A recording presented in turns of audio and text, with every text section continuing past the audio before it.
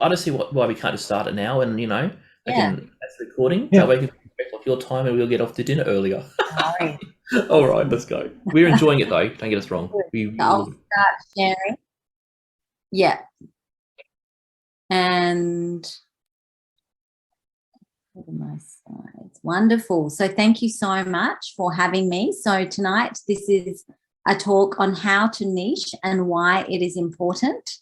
And of course, it's all about attracting opportunities and succeeding in our business by discovering the problems that we solve for our clients. So tonight I'm going to teach you what a niche is, why it's important, how to select your niche, and I'm going to include lots of case studies along the way from my years of being in business and doing lots of working on different projects and starting different businesses and niches.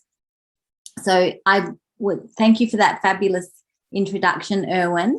Just to elaborate a bit more. So who am I? So I'm a successful business owner and freelancer. So I've been freelancing for over 2 decades. I'm a coach in business and career.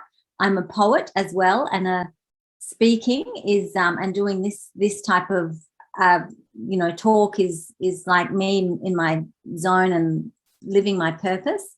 And I'm passionate about sharing and teaching success and leveraged business and life strategies. And my core values are leverage, freedom, connection, transformation, and harmony.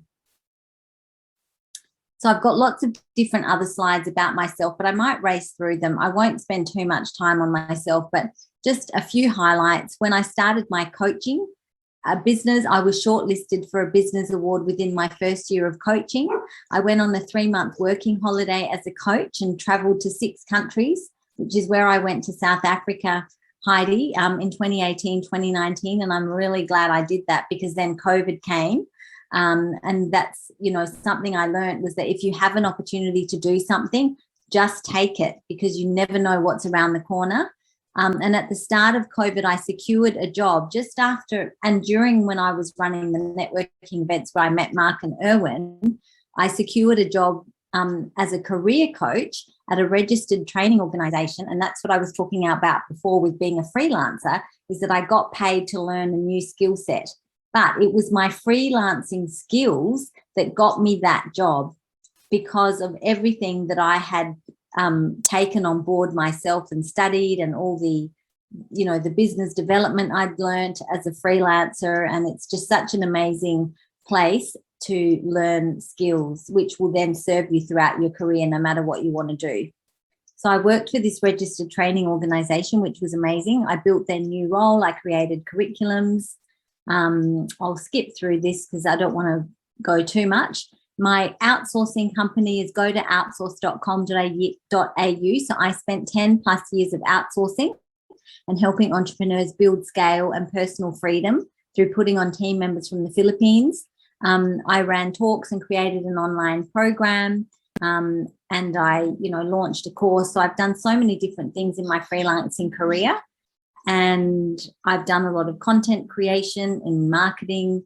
Obviously, sales is a skill that you definitely need. Cold calling, lead generation, setting up niche businesses. So everything you're doing is really, really, it's going to really help you more than just getting a job. Because when you get a job, although I'm not bagging getting a job at all, but you get boxed into a role. Whereas when you're a freelancer, you can actually really expand yourself, expand your skills, and then you get to choose what you want to do. If you want to do a bit of freelancing, a bit of work, you've got more options. So in short, I've created, launched and tested 15 of my own diverse projects and businesses since 2008. And I'm going to share case studies from that. So I've worked with clients across lots of different industries. Now, because I'm a poet, I'm going to start by, I've written a poem about niching. So I'm going to start with that. So niching, what problem are you solving? What agony are you dissolving? For whom is your solution revolving around? That is the $1 million question. And what is going on in your market's mind? What thoughts are they thinking? What grind are they grappling with? How can you help them transform and forgive, become successful, not stuck and regretful. What solution can you offer? Like offering food to the hungry, you have to know deeply what they are hungry for. But how? Mostly you ask and listen in the now. Assuming alone is like losing your phone. You are lost without it. You also remain flexible. You test and measure. It is such a pleasure to support, help, and assist. It can be hard to find your niche, but you have to persist. And then there is digging deep, asking your inspiration, what will sustain its fascination? Niching is a long game. It's going all in. It takes a lot of troubleshooting, refining, and realigning. My advice is to stay true to yourself, be near and dear to your values and passion. It might be fashionable and cool to freelance, but it's not cool when your message to market is not the magic carpet solution that resonates with your niche. There's two parts to your niche. There is you, your passion, gifts, strengths, and uniqueness, your solution. And then there's them. Befriend the group, love your niche like eating delicious quiche. It's a win-win. So let us begin. So I've got lots of, thank you, Heidi. I've got lots of testimonials on my LinkedIn page. So I've got 19, which I'm very proud of. So if you want to learn more about me and what I've achieved, you can hear directly from a lot of the clients that I've worked with. And when I work on personal branding, gathering your testimonials is one thing that we really, really focus on. So I won't read those now because I'll just go straight into the definition of a niche. So a niche is a segment of a larger market that can be defined by its own unique needs, preferences, or identity that makes it different from the market at large. So that's a definition from a Shopify blog post. For example, within the market of business owners, there are hundreds of different segments or niches. For example, professional services, hospitality, software, registered training organizations, trades, women in business. The list is endless.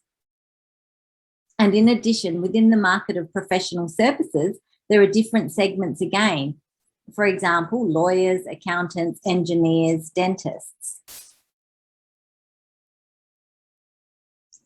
So there's different terms that people use for niche. So you might hear the word niche, or some people pronounce it niche.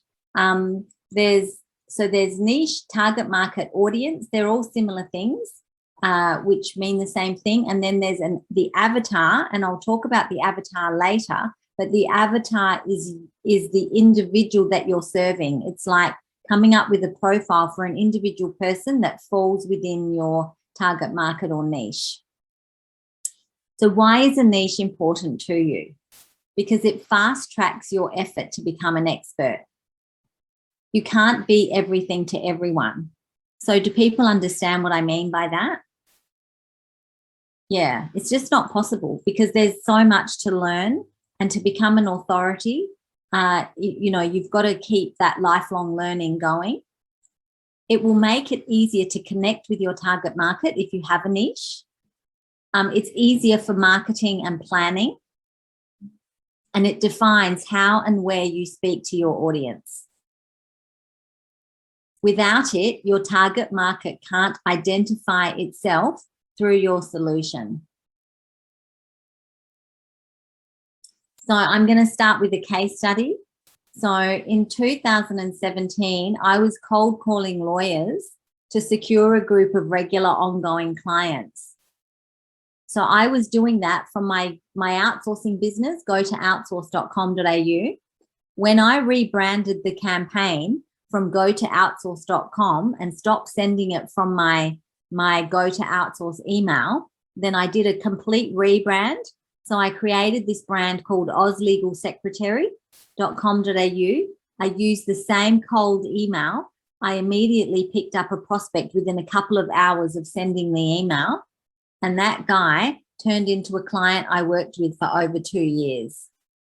So that's the power of dressing up your solution to meet the market that you're wanting to serve.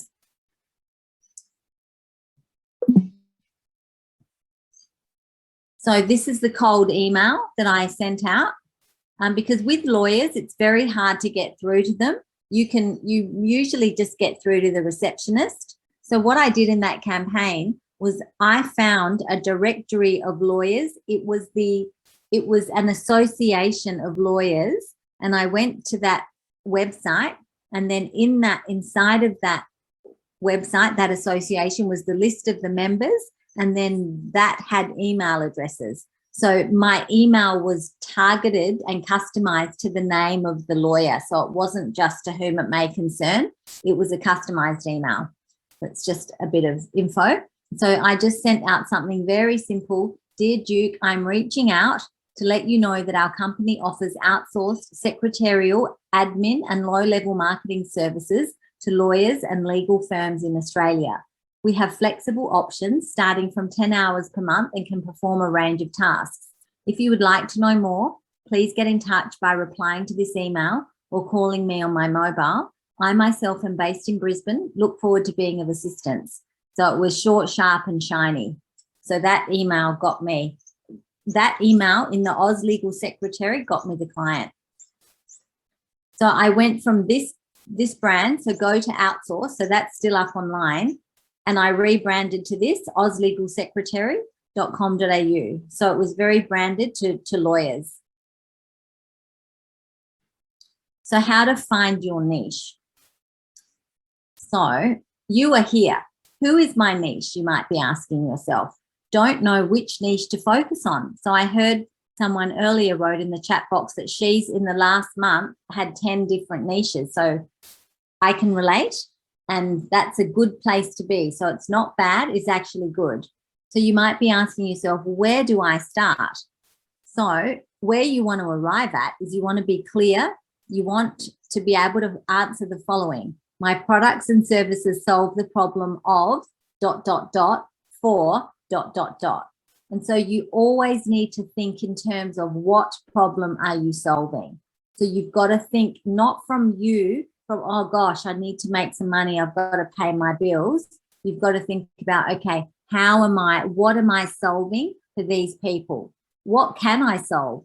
What sorts of problems could I solve with the skills that I have? So that's what you want to ask yourself. So this is, so what I've put together is how to find your niche in 7 steps. So I'll just do a summary of the steps and then I'll go into each one. So you want to define your personal and business goals, short, mid, and long term. Number 2 is you want to define your uniqueness. And what I mean, not just uniqueness, you want to be able to work out, okay, what is my secret sauce? What are my skills? What are my strengths? What is my passion? And what is my preferences? So what is the solution that I'm selling? So what are you selling? What solution? What do you want to be known for? And what makes you credible? So you need to really put some thought into this to be able to really come up with the answers to this. Then number 3 is brainstorm a list of potential niches if you haven't done that already. Then you want to identify the market demand, because you might think of a niche and you might think of a problem, but there might not be a big enough market demand for that. And so you don't want to go ahead and do all this work and then realize that there's no one to buy it. So you need to work backwards. Number 5 is validate your ideas through test marketing. Number 6 is review, refine, and realign your ideas. And number 7 is to do your client avatar exercise. So step 1, define your personal and business goals, your short, mid, and long-term goals. So everything comes back to your goals. So it comes back to, what do you want to achieve? What is your long-term goal? What's your mid-term goal? What's your short-term goal? And so you want to put some thought into this and not just think about it, but you need to write out your goals, because the process of writing actually helps you clarify it all. And the thing is that your personal and business goals shape your niching strategy, because you don't want to have what your business solves over here, but your goals are over here and they don't actually match up. So you want to make sure that your goals match the niche, and the strategy. So you want to start with the end in mind. Think about your long-term goal. Then what is your midterm stepping stone? What is your immediate priority? So what is the absolute most, is it getting a client to get, food on the table? So what's your priority? Because you've got to obviously make sure that the actions around your priority, are put first ahead of others. And then stepping stones are mostly the way we get to our long-term goals. So if you think of them as these stepping stones, and ideally you want to be selecting your niche with short, mid, and long-term goals in alignment. So hopefully that makes sense. Then you want to think about your business model as well. So there's many, many different business models. So there, for example, some people might sell one-off high-ticket items. Your business model or your goal might be to get regular recurring income through servicing ongoing clients. And when I was doing the Oz Legal Secretary, that was my goal. I wanted a goal of a group of regular clients so that I didn't have to go out and look for my next client every time. So some people's business model is selling physical products. Some is selling information products. So what Mark's doing now is he's creating all these talks into a fantastic information product. Your business model could be selling one-off services. It could be a franchise model. It could be a distribution model. So there's lots of different business models. So you want to also make sure that your business model aligns with your niche and aligns with your goals. And so you want to be putting some thought into that. Now, number 2 is defining your uniqueness, your skills, your strengths, your passion, and your preferences. Now, with uniqueness, if you can answer these questions, so what makes you unique? How are you going to stand out? Because in this marketplace that we all work in, it is absolutely saturated beyond measure. So you've got to be able to stand out. And that's why I help people with their personal branding, because personal branding is one way to help you stand out. So how can you leverage off this difference? So not only do you need to know what makes you unique, how you are going to stand out, then you've got to leverage that. So you've got to be able to really make that work for you and able to convey that to your target market. So which groups would see this difference as something appealing? Is the other question to answer. And do you have any lived experience which sets you apart?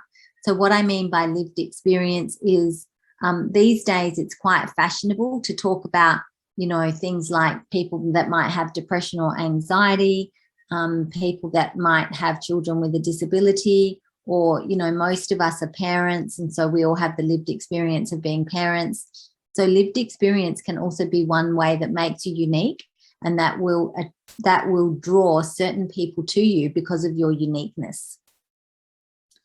So you need to really be clear on that. Then with your skills, so what tasks do you excel at? So, and examples could be sales, marketing, design, writing, presenting, photography, vetting, vetting skills. When you do recruitment, you need to be very good at vetting, systemization. I know that there's some speakers talking about operations and systems, building, strategy. So they're all skills. So you want to know what tasks, which of these skills are you especially good at? Then your strengths. So strengths can be things like communication. You might be great communicator. You might be a visionary, and that's a strength. You might be able to see the vision and enroll people into that. Being inspirational, that's a strength. Being able to have empathy, that's a strength. Leadership skills. So they're strengths. If you're good at leadership, you're good at getting people to work on a common goal, get people to take action and motivate them. You might be great at problem solving. You might be very enthusiastic. Hopefully you are very creative, and you need to be very creative to be a freelancer and make it work. Patience might be a skill. Adaptability, that's a big one these days because the pace of change is so high. Attention to detail could be a skill. I know that, someone like Mark that does all that programming and all that the web stuff, you need to have a lot of attention to detail for that. You could be extremely reliable, trustworthy. So these are all strengths. And when it comes to your passion, What gets you fired up? So I want you to come up with and think about the answers to these questions. What gets you fired up? Why do you care about this? And what are you going to do about this? So that's your passion. So you really want to tap into your passion. And then your preferences. See, preferences is really important. Who do you love to work with? Why do you love to work with them? What type of business lights you up? And what are your non-negotiables in business? And so what I mean by a non-negotiable is, you know, like you wouldn't do it unless these factors were there. Like, for example, some people, their non-negotiable might be passive income, or having a regular group of clients so that they don't have to find a new client. Other people's non-negotiables are they only want to sell really high ticket items like $10,000, $20,000 products. So these questions are really important for you to be able to know and understand about yourself and take yourself through a journey so that you can really be clear. What are the answers to these questions? So here's a case study. In 2018, I was launching a supplement on the Amazon US marketplace, and the niche I picked was nootropics. So I don't know if you know what nootropics are, but I didn't know anything about it before I picked that niche. So I selected this niche in a very clinical way through keyword research only. I loved the research, creating and implementing and manufacturing the product. So I loved the whole thing.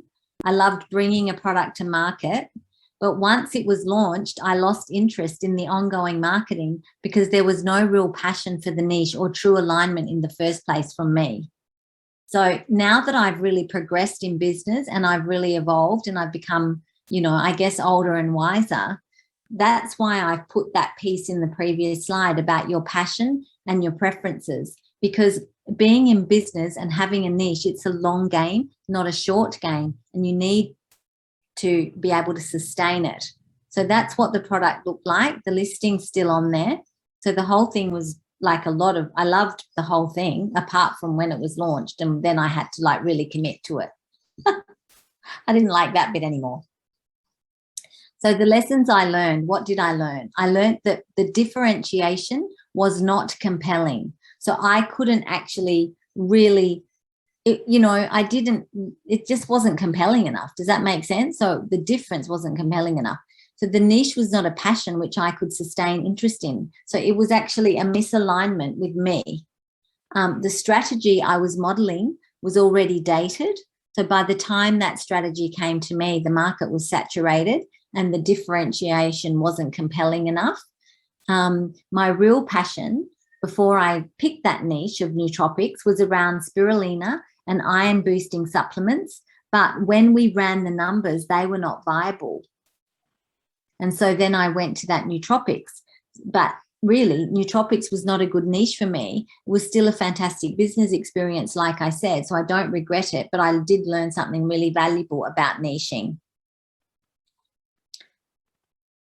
So now, so we're still in step 2, uniqueness. So you want to be able to work out what makes you unique, what are your skills, what are your strengths, what are you passionate about, and what are your preferences? What is the solution you are selling? What do you want to be known for?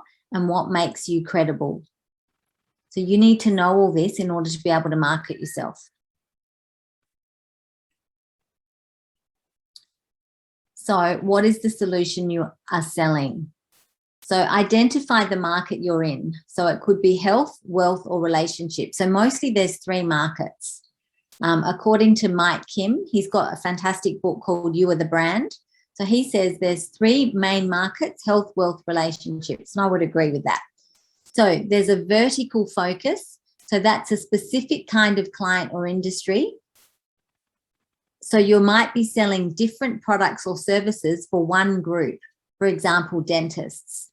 Or there's a horizontal focus, which a lot of us have. A lot of us have a horizontal focus. So that means it's a singular product or service that you offer across a myriad of vertical industries. So someone like a web developer, for example, like Mark can do web development for anyone. He can do it for any business owner that needs that needs a website, but that's not a niche. That's a horizontal focus. But that can still work. So horizontal focuses are still niches. It doesn't just have to be vertical, but you need to sell a tangible result. So you can't sell a bottle of work-life balance, for example. And, you know, Mike Kim says, and I agree, we're selling some form of time, money, skills. So with web design, for example, Mark's selling skills.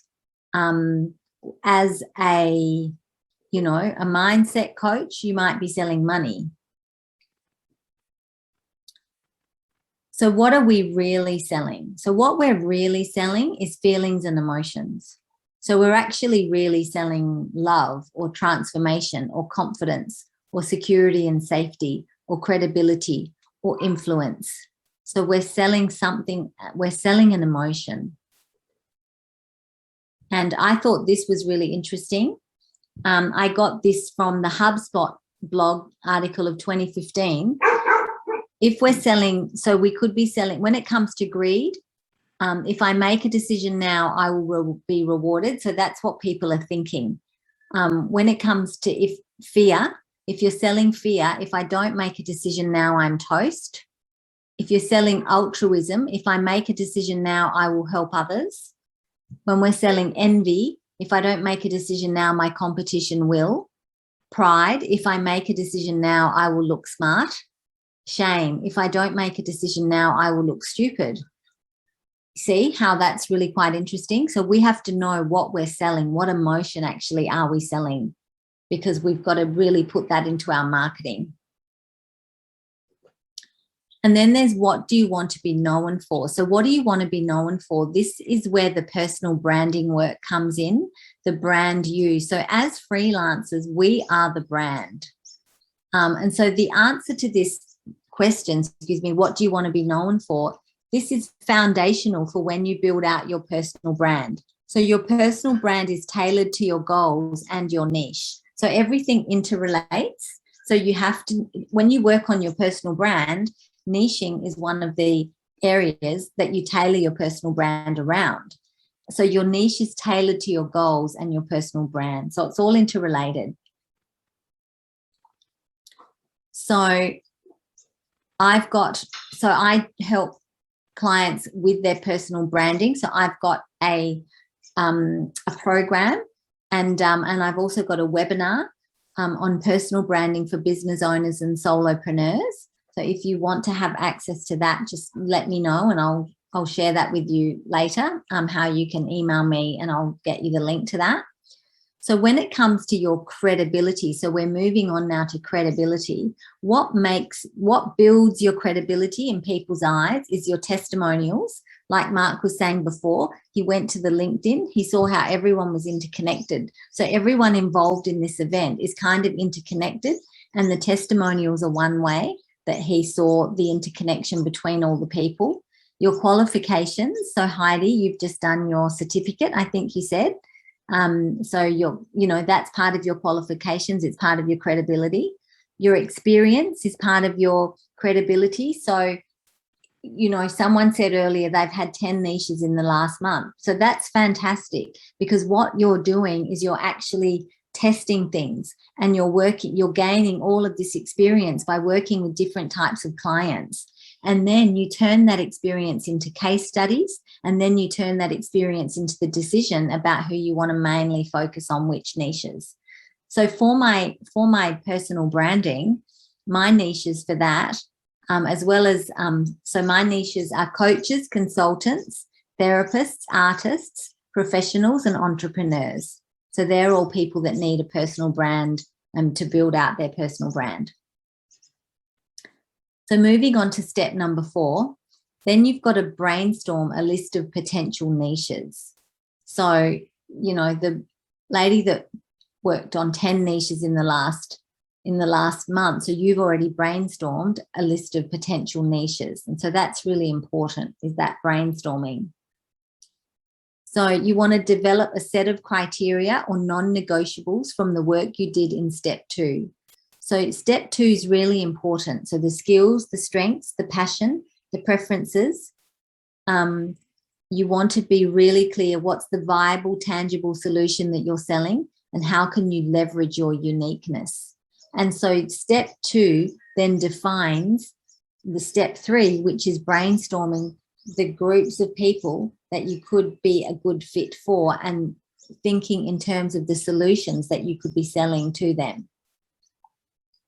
So then I just wanted to touch on this vertical focus and horizontal focus again. So what is your preference? So we all have preferences. And so those preferences are really important. Like with the nootropics, that wasn't really a preference for me. You know, I mean, I turned it into one. So I turned myself, I was a round ball, and I pushed myself into that square because nootropics was where the money was, but it wasn't enough for me to sustain that. So I don't want that to happen to you. And that's why I'm sharing these case studies. So I'll just highlight this again. So the vertical focus is the specific kind of client or industry. You might have different products or services for one group. So for example, the dentist. The horizontal is the singular product or service you offer across a myriad of vertical industries. So for example, with my personal branding, it's a horizontal focus. So I've got a singular product, a program or service that I offer to those six sort of groups. And those 6 groups, there's many sub niches within all of those groups, but that's okay for me because it's a horizontal focus. So does that clear? Yeah, great. We've got Yes, yes, yes. Great. So with the brainstorming and your list of niches, the broader you go, the harder it is in many ways. So even within the coach's niche, there are many different sub niches, such as a wellness coach, a business coach, a career coach. So my personal experience is that verticals are easier for marketing and prospecting. They are more laser focused, but never dismiss your passion and love for the target market as well. And never dismiss the fact that your product could be, or service could be, a horizontal, apply to lots of different niches, and that's totally fine. So you've just got to balance it all up. And you'll need, but the thing with the passion, and that's why I really bring it in, is because you really need the passion to sustain the momentum, because it's a lot of hard work doing business. You know, freelancing is not easy. It's hard. And so you're going to have to really think about, how am I going to push through? The passion is one of the ways that can help you push through. I just realized I didn't switch on the light and it's getting dark.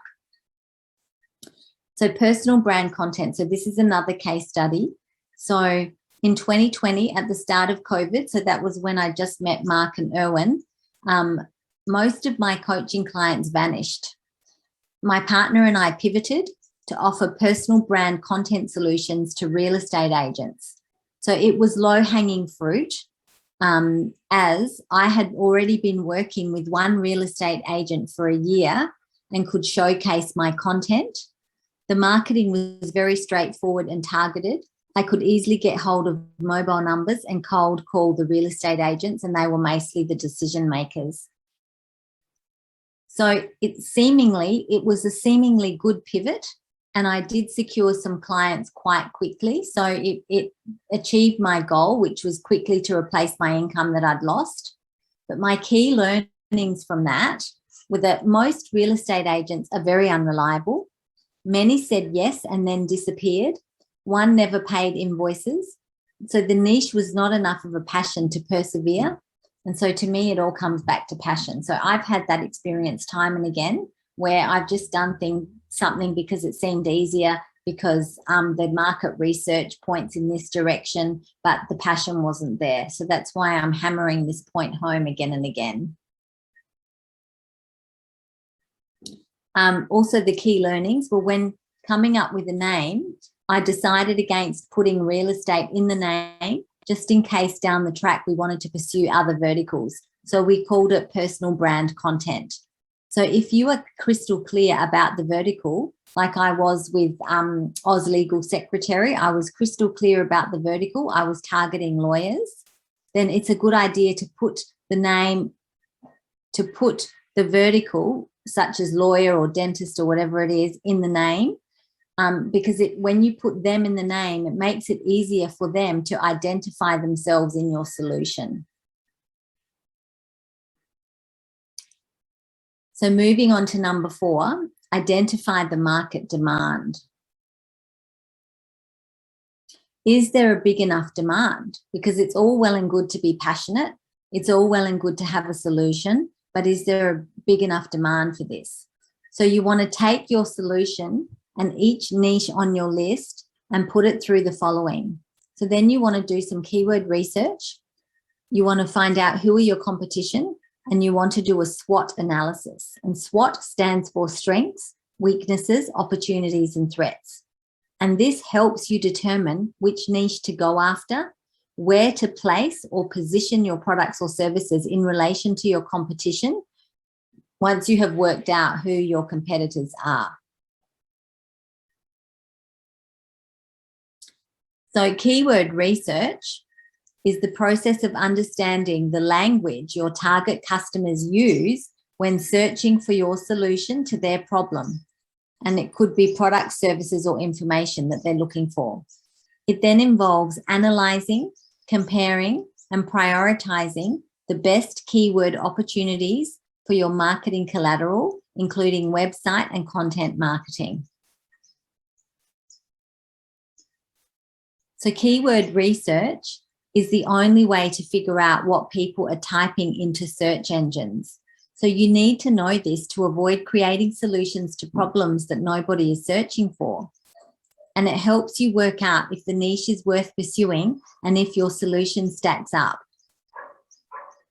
And you can use it to find out your competition, about your competition, and will you be able to then differentiate yourself against your competition, and how will you be doing this? So what will be your point of difference? So how to find keyword ideas. Firstly, you want to brainstorm seed keywords. So seed keywords are the foundation of your keyword research. So they encompass your broad niche, products, services, and problems that you solve. They give you ideas for additional keywords you might not have thought of, and brainstorm a list. You brainstorm a list and through the keyword research process as well. So the most popular, or one of the free tools, is Google Keyword Planner. And how do you get to use Google Keyword Planner is that you have to have a Gmail account. And then if you have a Gmail account, you go to your emails, and then there's those 9 dots. So if you bring down that drop down, there's the keyword ads, Google Ads icon. That's what you need to click on. And then once you've clicked on that, that takes you to a screen that looks like this. So this is to find the Google Keyword Planner. And then there's a little spanner, and it's called Tools and Settings. So then you hit the Tools and Settings, and then there comes down a list, and then there's the Keyword Planner there. That's how you get there. And then once you get there, you come to this screen, and this says Discover New Keywords. So you hit Discover New Keywords. And then you put the broad keyword in. So for example, poetry. So obviously I said earlier, I'm a poet, speaker, coach, and I'm more and more wanting to create opportunities for myself around the poetry and the readings and the speaking. And so what I do is I put poetry in here, and then that brings up a list. And, you know, there's things in there that I wasn't really aware of or hadn't thought of before. So that's how it gets me thinking about, you know, what people are potentially searching for. Love poems, that's very popular. I don't write love poems. I only self-love. Then there's, you know, personal branding. So whatever your niches are, so whatever you think your solution is, whatever you think your niche is, that's what you need to put into these tools. There's not just Google keyword planner. There's lots of other tools as well, and I'll list those as well. But I'm just touching on this because the keyword research really does form part of your niching steps to find your niche. So the second step is to see what keywords your competitors rank for. So you have to identify who the competitors are, go back to your Brainstorm list of keywords, search Google for one of your seed keywords and see who ranks on the front page. So you can just literally put poets into Google, and then it brings up the poets, and they, could form part of my competitors. So that's an example. So that's very simple. Everyone knows how to do that. But often what happens is that the competitors don't come up. What comes up is websites like Forbes and digital marketing, like the big players come up. So you might have to go through not just page 1, but 2 and 3 in order to find them. And then you can put your competitor's website into the planner as well. So there's a spot in here. Instead of clicking start with keywords, you start with a website, and you can put your competitor's website into here. And then click use the entire site. And then that brings up, so there's an amazing poet that I just love her work, and I discovered her recently. So I put her website into here. And then what came up was what she optimizes, what keywords she optimizes in order to be found on Google. So this is all interesting information, so this is really fascinating to know what people are searching, gives you ideas, see what your competitors are doing, and then that all helps you make a decision, because at the end of the day, you've got to be different. You've got to be able to differentiate yourself. So once you do all that, there will still be many keywords your competitors aren't targeting. You can use your keyword research tools to find those keywords. Google Keyword Planner is perhaps the most well-known keyword tool. It's free to use as well, so long as you have a Gmail account. Then here's a bunch of other keyword research tools apart from the Keyword Planner. So there's Google Alerts, Social Mention, Link Explorer, Alexa Traffic Rank, SEMrush, and RFs.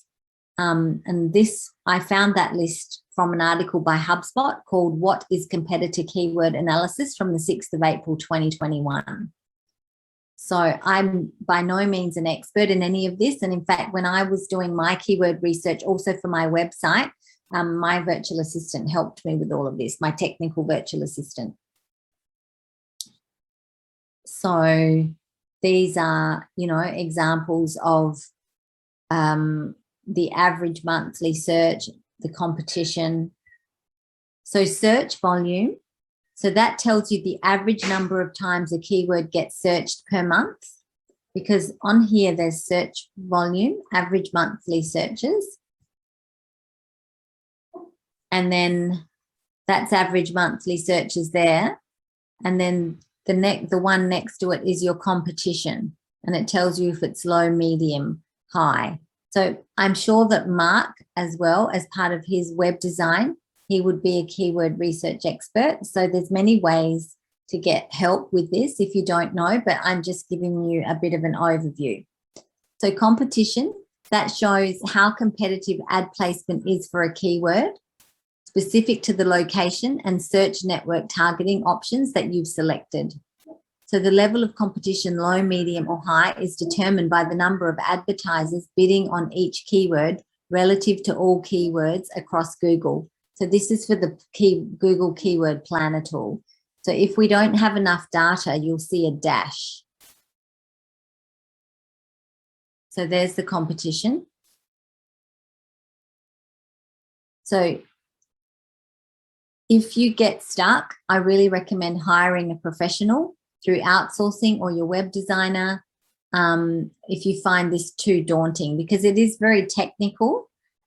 When I was researching for this, I went on udemy.com and I put in keyword research, and there's so many great courses that looked fantastic.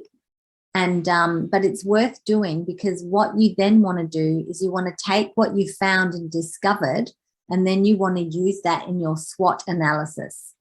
So like I said before, the SWOT analysis is the strengths. What do you do well? Your weaknesses, what could you improve? Your opportunities, what opportunities are open to you? And what threats could harm you? So you want to take your findings, do this analysis, and then you want to work on closing the gaps. So then you want to analyze, okay, what are my options for my niches once I've done all this work on myself, plus looked to see what's going on in the marketplace. So now we're moving on to step 5 out of 7. The 7 steps to niching is validate your ideas through your test marketing. So what you want to do is you want to get yourself in front of your market before investing too heavily in assets such as a name, website, graphics. So in other words, you don't want to spend money. You just want to test first before spending lots of money on or time. So your approach will depend on what you are solving and for which market, as well as what your strengths and preferences are. So your passions and preferences have to factor into this. So for B2B, for example, so if you're marketing a solution as a business to a business, you can do posts in Facebook groups, run Facebook ads, cold calling, LinkedIn prospecting. If you're doing business to C, so business to consumers, you can do posts in Facebook groups, various social media, run Facebook ads. So this is all for your test marketing and validation. So you want to validate. Is the niche that I'm thinking of, are they really interested in what my solution is? So you want to test that. So I'm just going to share a case study. So a few years ago, I created this program, Momentum Habits Accountability Program. So this was in 2019 in my coaching business Vision Accountable.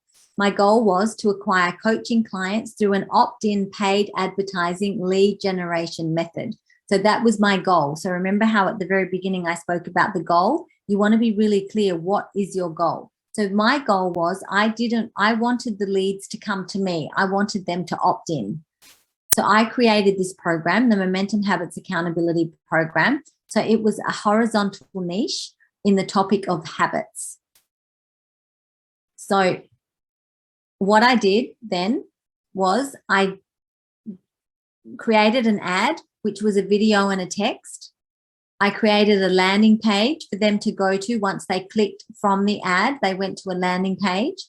Then once they gave me their details, they received an automated email, which contained a calendar link for them to book in the session, the free session, and a form for them to fill out so that I could capture all this information. Then that led to the sales call, which was the onboarding. And then there was a post-sales call. So that's how I did it. So in addition to that, as soon as MailChimp sent me the email with details of the lead, I phoned those people that gave me their mobile number. So these people opted into Facebook. They watched the video, they read the text, they went to the landing page, they gave me their mobile number, and then I rang them. So I called immediately. This was to build rapport, book into a call, encourage them to fill out the questionnaire. So what I learned from that was that the only opt-ins were males. So the only people that opted into my general horizontal service was men. So this led me to redo the video and the text for males and target males only in the Facebook advertising.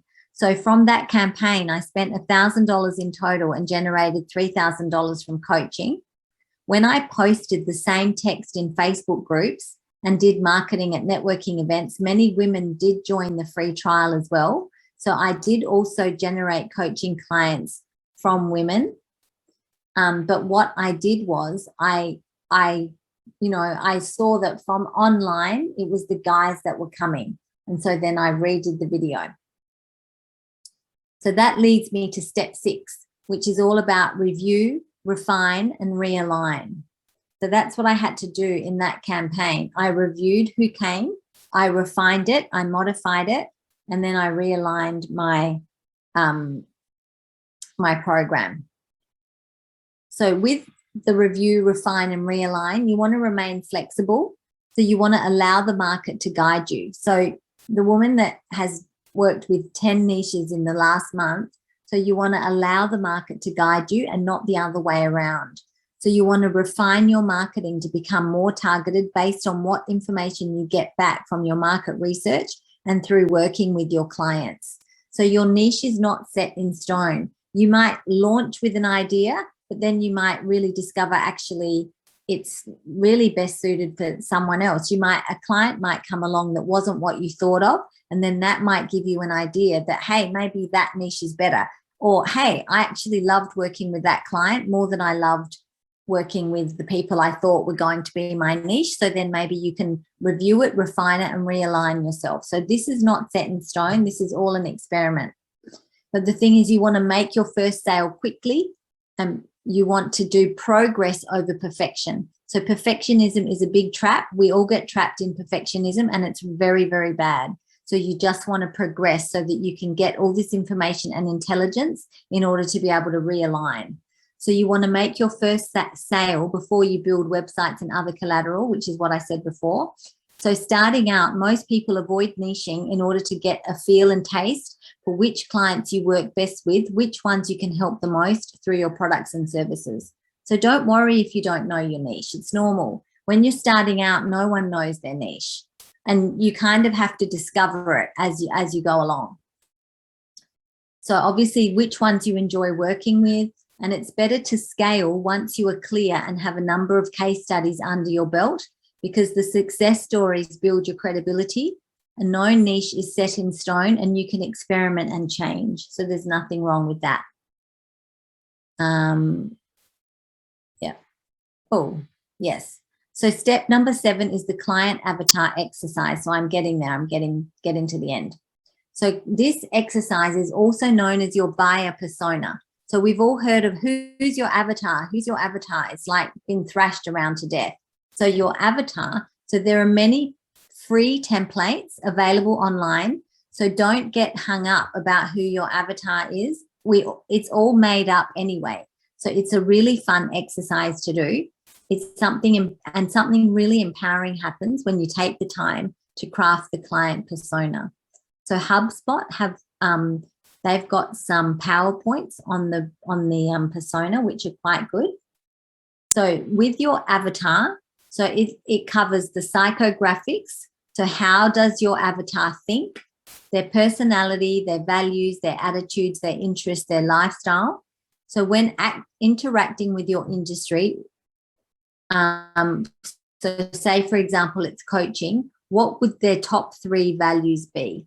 What are their attitudes towards life, the attitudes towards my industry, which is coaching in this example? What do they enjoy doing day to day? What do they enjoy doing on the weekend? Reading, events, social media behaviors. So really, how you find them is useful, and you ask them, the people that you love to work with.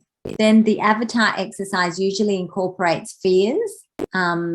So what's their greatest fear? So these are the things you need to be able to answer. What are their problems, fears when buying from you? What are their current challenges? What do they dislike about their life currently? What do they dislike about their business? What would be the competitive alternative that this ideal customer would choose over my services? That's such a great question. If they don't choose my product service, what would they choose and why? Then the client avatar exercise then looks at desires. What is their greatest desire? So what's your avatar's greatest desire and how it relates to business and your business? Where would they like to see themselves personally? Where would they like to see themselves professionally? Where would they like to see themselves socially? And when buying X from me, their greatest desire is ... So think about all these things. So that's pretty much the end of all my content. So hopefully that was helpful. I've run a little bit over time. So if you want to connect with me, as Mark mentioned, he's got all the links as well. So I won't spend too much time on this. I've got my Facebook group. I've got a community of women, Heidi, which would be great to have you in there, called She Simply Impacts. And my Instagram is Angela M. De Palma. And what I'm offering as a free offer is a 30-minute niching, personal branding or business consultation. And you can book into my calendar, and Mark, I'll give you the link for that. And then if you want the link to my recorded masterclass on personal branding for business owners and solopreneurs, just send me an email to angela@angeladeparma.com. And that's it. So thank you so much. If you have any questions, Mark, should I stop sharing? Yeah, stop sharing. Let's show your beautiful face in the dark. I'll put the light on. I'll quickly pop it on. Hang on. That's all right.